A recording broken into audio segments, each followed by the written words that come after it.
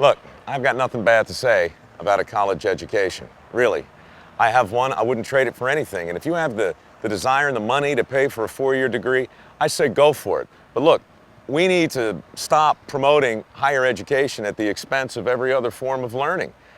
It's just crazy. It leads to unintended consequences. And right now we got a big one. It's called a skills gap. And the skills gap is bad news for anybody who's addicted to paved roads or electricity or indoor plumbing. Welders, plumbers, electricians, carpenters, steam fitters, pipe fitters, all across the country, there's shortages in these areas, even with unemployment going through the roof. It's crazy. 50 years ago, those jobs were critical. They still are. The problem is we just don't value them the way we used to. So we don't encourage people to pursue them. We're so focused on getting into the corner office, we forgot how to build a corner office.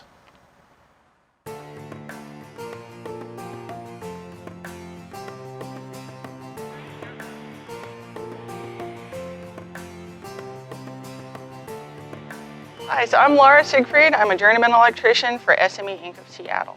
I signed up with CITC, and within about 3 months I was hired on. It wasn't anything I expected it to be, but it's everything I wanted. 2014 I graduated, and then I journeyed out June 2015. The economy had crashed in 2008, like hard, and a lot of people got laid off. And so if you were just coming into the trades at that point, a lot of people just gave up on the trades and went back to what they'd been doing before, because you don't have the money build up to be able to sit for a long period of time and then go back to work. So, like when I got hired in 2010, there were 2 apprentices they hired. And you could see the gap. There was either a 4th-year apprentice, 4th and 3rd year, or then there's us 2 first years, and that's it. And then now, there was a gap of hiring after, the 2 of us that went in then. And so now you're looking at the same thing. We have like 4th-year apprentices that are journeying out, and now we have this plethora of first years, but we don't really have that middle gap. Even with journeymen, we have a lot of old-time journeymen who have been with the company like 25 years, something like that, but we don't have a whole lot of new journeymen. So when those guys end up retiring, we won't have the upper skill set, and we don't really have that filler to be a healthy company. So we're looking for people who can fill that gap, either new journeymen or like 5-year journeymen. Talking to one of the other companies on the board, they're looking to hire 50 people. Now it's just more you see, oh my God, we don't have manpower, because there's no excess to draw from. People are just poaching from other companies where they can, because there's not enough people who are in the trades to fulfill the work demand.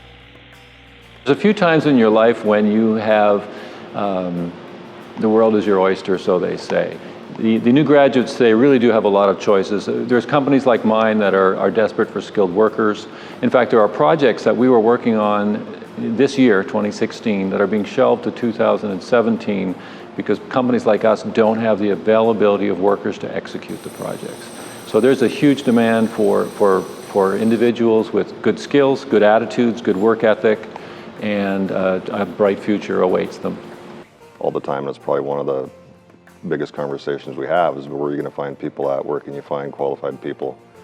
It's that discussion's happening across the board with companies. One, it's a huge opportunity if you want to work trades. Also from an employer standpoint, you build up a sense of manpower to be able to take on certain jobs. And so anytime you lose that amount of people and you don't have the next set already trained, it's kind of worrisome. And a lot of companies are looking at that. When the economy is booming, everybody's in the trades trying to make a ton of money. As soon as the economy turns south, everybody goes back to school. And the gap is only caused by the fact that there weren't students in the pipeline going for the apprenticeship. 100 years ago, we were strictly an agricultural-based economy. Then as everybody moved to the urban areas, then in the 50s, everybody became factory workers. Now we have a technological revolution, and a lot of the young kids today want to get into technical fields. Plumbers can't go offshore. Carpenters can't go offshore. Electricians can't go offshore. There has to be people. I don't care what kind of Silicon Valley Google building you build, somebody has to actually come and put the bricks in and put the concrete down and put the plumbing in. The pool seems to me getting smaller and smaller and smaller. CITC adds a whole additional support mechanism to making sure that we are preparing and training the necessary skilled workforce for the construction trades. And they invested in our region by purchasing this incredible facility and creating a training center for construction trades. And then now, just in their first short year, they have over, about 130 students that they're training in these construction trades. That's huge because those are folks that are getting the skills necessary to go out and work with our construction companies and our employers in the region and have the skills necessary to be able to compete, to increase wages, to provide for their families, and to give back into the community. And that is exactly what we need to have happen here in the region. I've been in carpentry for 4 years, which I'm finished with that, and now I'm starting a heavy equipment operator apprentice. I just want to learn more and more and more the much I can. Anything I can learn is better for me, and I can transfer to the different people and say, hey, this is good. Okay, now you gotta hold on. Going into the trades, I went from working 3 jobs, and I worked a second job through most of my apprenticeship. It's only till just recently that I can support my husband and my son and me on 1 job and, actually put money in savings, which I wasn't able to do for years. Just that peace of mind and just going, okay, I've actually made something. And if SME does decide to pack up and go, you know what, we're not going to work anymore, I can go to any other shop and go, look, this is my skill set. I have my card. I have the apprenticeship certification. Just being able to say I've completed this and I am certified to do this type of work is worth its weight in gold. I am very excited for you. There's been periods in my life where I've known folks that have had skills but didn't have opportunity.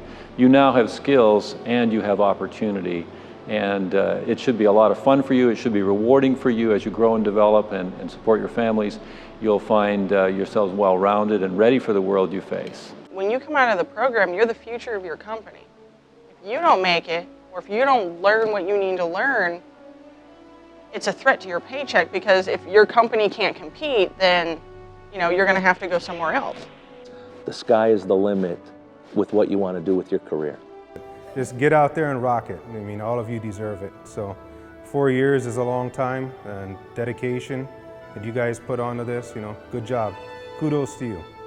The skills that you've learned through CITC are going to carry you through your career, and they're going to fill a need that is out there right now. You are the start of bringing up a great group of tradesmen to build the future of our country. Construction Industry Training Council of Washington, educating to empower since 1985.